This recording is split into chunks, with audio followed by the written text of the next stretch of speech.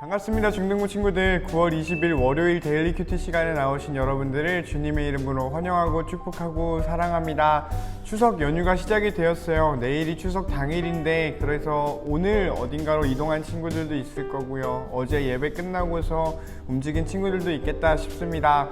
여러분들의 모든 가족의 걸음이 안전하기를 바라고요. 또 힘든 걸음이 될 만큼 긴 여행을 하는 친구들도 안전하고 잘 재밌게 갔다 오기를 바라겠습니다. 그래서 그럼에도 추석임에도 불구하고 이렇게 하나님 말씀 같이 봐야겠다라고 마음 먹고 이 자리에 나오신 여러분들에게 하나님의 은혜가 더블로 가기를 바라고요. 오늘 하나님의 말씀을 바라봄을 통해서 들여다봄을 통해서 하나님께서 우리를 들여다보는 그 경험을 우리가 함께 나누는 저 여러분 되면 좋겠습니다. 그러면 전도사님이 그런 마음 가지고 기도하고 우리 같이 큐티 해보면 좋겠어요. 기도합니다. 그럼 기도하겠습니다. 사랑의 하나님 아버지 감사합니다. 우리가 오늘도 하나님의 세우심과 하나님의 살리심을 입어 이 자리 가운데서 하나님의 말씀 앞에 나왔습니다. 하나님 각자의 자리에서 그 분주함 속에서도 하나님의 말씀을 듣고자 구별하여 나온 자들이 여기 있사오니 아들 예수의 죽음을 그 부활로 이겨내신 그 하나님의 영원한 능력의 사랑이 오늘 우리들에게 경험되고 그 경험을 공유할 수 있는 교회가 될 수 있도록 함께하여 주시옵소서. 예수님 이름으로 기도합니다. 아멘. 자, 오늘 우리가 함께 나눌 말씀은 출애굽기 18장 1절로 12절 말씀입니다. 놀라운 일이 일어났다 라는 제목을 가지고서 우리가 함께 말씀을 나눠볼까 해요. 함께 읽어보자. 모세의 장인인 이드로는 미디안의 제사장이었습니다. 이드로는 하나님께서 모세와 그의 백성 이스라엘을 위해 해주신 일에 대한 이야기를 다 들었습니다. 그것은 여호와께서 이스라엘 백성을 이집트에서 인도해내신 이야기였습니다. 모세는 아내 십보라를 장인 이드로에게 보냈습니다. 모세는 두 아들도 보냈습니다. 한 아들의 이름은 게르솜인데 게르솜이 태어났을 때 모세는 나는 낯선 나라의 나그네이다 하며 그 아들의 이름을 게르솜이라고 지었습니다. 다른 아들의 이름은 엘리에셀이었습니다. 엘리에셀이 태어났을 때 모세는 내 아버지의 하나님은 나의 도움이시다. 그 하나님께서 나를 파라오의 칼에서 구해주셨다 하며 아들의 이름을 엘리에셀이라고 지었습니다. 모세의 장인인 이드로가 모세가 천막을 치고 광야로 모세의 아내와 두 아들을 데리고 왔습니다. 그곳은 하나님의 산이 있는 곳입니다. 이드로가 모세에게 사람을 보내어 이렇게 전했습니다. 나는 자네 장인인 이드로일세.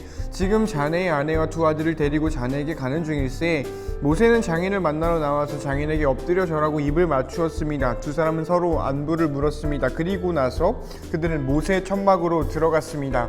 모세는 장인에게 여호와께서 이스라엘 백성을 구하기 위해 파라오와 이집트 백성에게 하신 일을 다 이야기해 주었습니다. 모세는 또 거기까지 오는 도중에 겪은 어려움과 여호와께서 그들을 구원하신 일에 대해서도 다 이야기해 주었습니다. 이드로는 여호와께서 이스라엘을 위해 해주신 좋은 일들에 대한 이야기를 듣고 매우 좋아했습니다.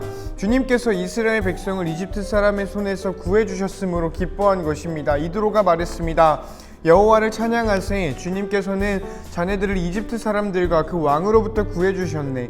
여호와께서는 어떤 신보다도 위대하시다는 것을 이제 알았네. 주님께서 이스라엘 백성에게 건방지게 굴던 이집트 사람들로부터 그 백성을 구원하셨기 때문이네. 그리고 나서 모세의 장인인 이드로는 하나님께 태워드리는 제물인 번제물과 희생제물을 바쳤습니다. 아론과 이스라엘의 모든 장로들도 모세의 장인에게 와서 하나님 앞에서 거룩한 음식을 함께 나누었습니다. 아멘. 이런 내용입니다. 우리 다시 한번 여러분의 눈과 마음과 펜으로 읽어보고 우리 나눔해보면 좋겠어요. 그러면 읽으면서 여러분 한번 묵상해보고 우리 같이 해봅시다. 시작! 여러분은 어느 부분에 좀 눈과 마음과 펜이 머물렀나요? 여러분의 느낀 점은 어디에서 시작되었으며 어디에 여러분의 눈이 머물고 했는지를 모르겠네요. 전도사님 좀 간단하게 이야기를 해볼까 합니다. 추석이니까 진짜 짧게 한번 해보자. 먼저는 이겁니다. 여기에서 전도사님은 그 모세의 아들들 이야기가 나왔어요. 그 아들들을 보면서 좀 생각이 들었어요. 여기 있다. 모세의 두 아들, 첫 번째 이름이 게르솜이라는 친구고요. 두 번째 친구가 엘리에셀이라는 친구였다고 해요. 이때 당시에는 그 아들의 이름, 자녀의 이름을 지을 때, 딸아이의 이름을 지을 때 그때 당시에 내가 느끼고 있는 어떤 것들을 신에 대한 것을 이렇게 이야기를 하는 게 이때 당시의 특징이었다라고 해요. 그래서 이스라엘 혹은 성경에 나오는 인물 혹은 성경 바깥에 그 고대 근동에 있었던 사람들의 이름에는 신의 이름이 들어가 있는 경우가 많다라고 합니다. 바벨론도 그러했고요, 페르시아도 그러했고요, 뭐 아시리아, 아수르라고 성경에 나오는 그 나라도 그러했지요. 그래서 이 이름에 뜻을 부여하고 하나님의 뜻과 관련되어 있는, 내가 하나님 당신께 이런 걸 지금 느끼고 있습니다, 그래서 나는 이러한 상태고요, 혹은 이랬으면 좋겠습니다 라는 거를 이야기를 하는 게 자녀의 이름이었다라고 해요. 그래서 오늘 모세를 보면은 이렇게 이야기를 하지요. 나는 낯선 나라의 나그네다. 첫 번째 아들.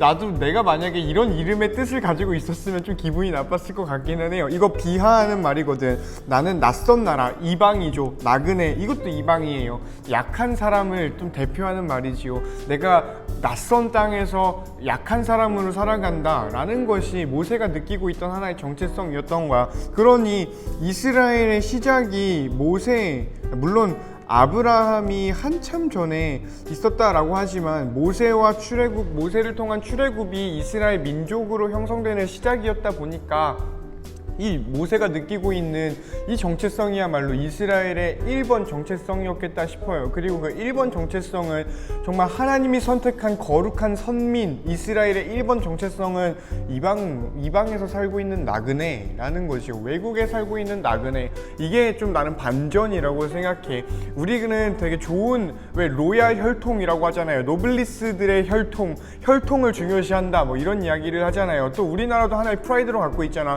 우리는 단일민족, 한민족이다 라는 게, 지금은 모르겠는데 전도사님 초등학생, 중학생 때는 국사 시간에 항상 배우던 거였거든요. 우리는 백의 민족이다, 백의 민족이다, 뭐 이러면서 혈통을 중요시하는 게 있었지요. 그리고 이 혈통, 이 모세가 이야기하는 혈통의 그 정체성은 나 이방인이다 라는 거였어요. 뭔가 어딜 가도 환영받지 못하고 약한 사람의 포지션에 처해지는 게 오늘이나 그때나 이방인의 어떤 스테이트죠. 그래서 그런 걸 생각해 보면은 모세의 이 고백, 게르솜이라는 친구를 이름을 지어주면서 한 고백은 좀 반전이겠다 싶어요. 근데 이게 한편으로는 이후에 출애굽기의 맥락을 이어갈 수 있게 되는 아주 단단한 근거가 된다라는 생각이 들어. 왜냐면은 이후로 출애굽기 22장 21절 같은 데 보면은 너네 이방 나그네를 압제하지 말아라. 왜냐면 너네도 애굽 땅에서 나그네였다. 거기 몸붙여 사는 나그네였다. 그러니까 너네도 나그네였으니 지금 이 나그네들 무시하지 말아라. 너네 예전을 기억해라 라고 하나님이 말씀한 장면이 있거든.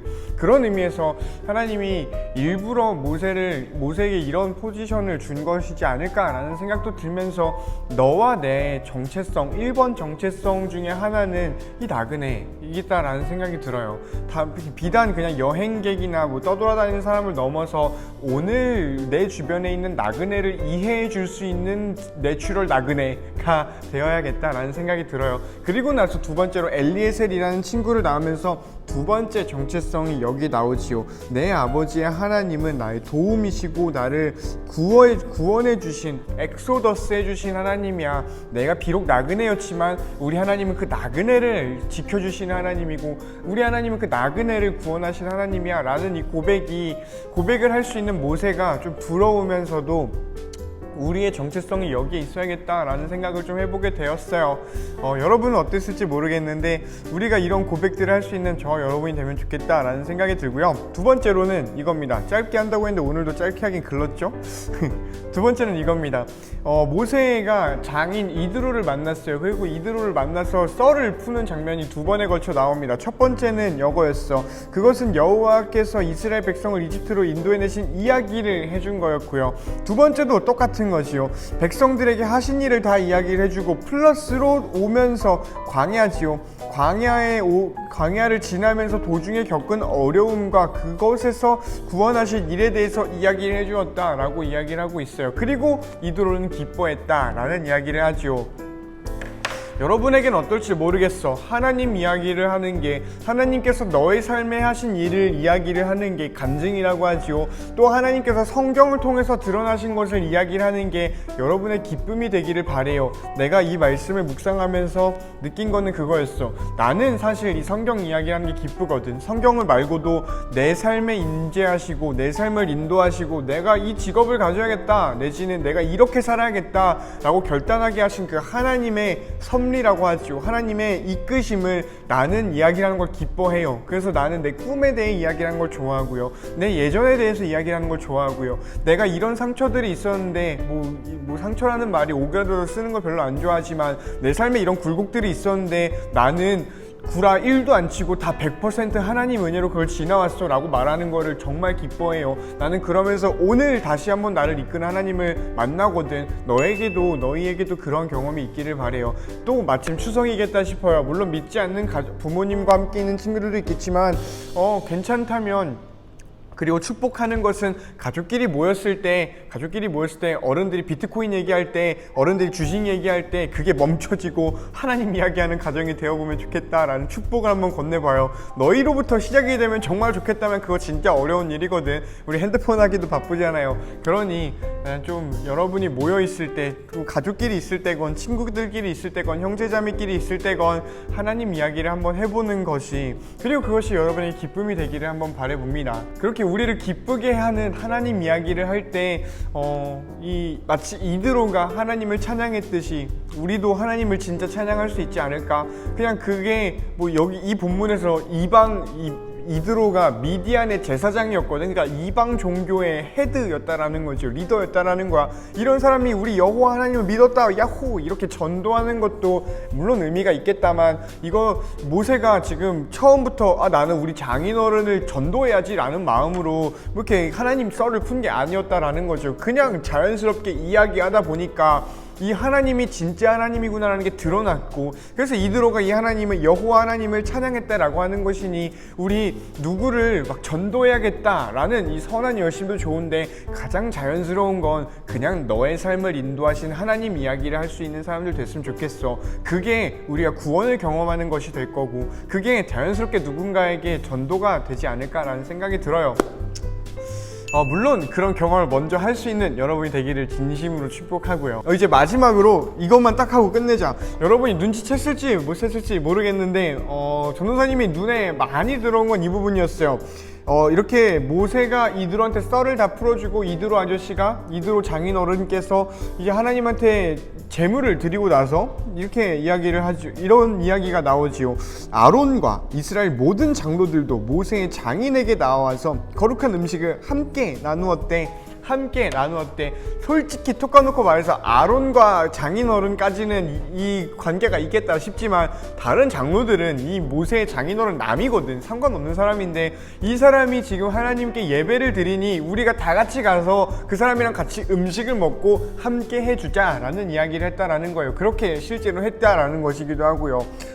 우리 교회에서 하는 예배의 본질 중에 하나는 우리가 태워드리는 제사, 이렇게 뭔가 순서들을 딱딱딱딱 지켜서 바르게 드리는 제사, 열심히 집중해서 드리는 예배, 이런 것도 있겠다만, 여기에서 보면은 함께하는 거라는 게 있겠다 싶어요. 그리고 그 함께함의 절정은 뭐야? 너가 진짜 이 사람이랑 다 할 수 있어도 이건 못하겠어요 하는 것 중에 하나가 밥 먹는 것도 있지 않나요? 밥을 같이 먹는다라는 거는 큰 의미가 있어.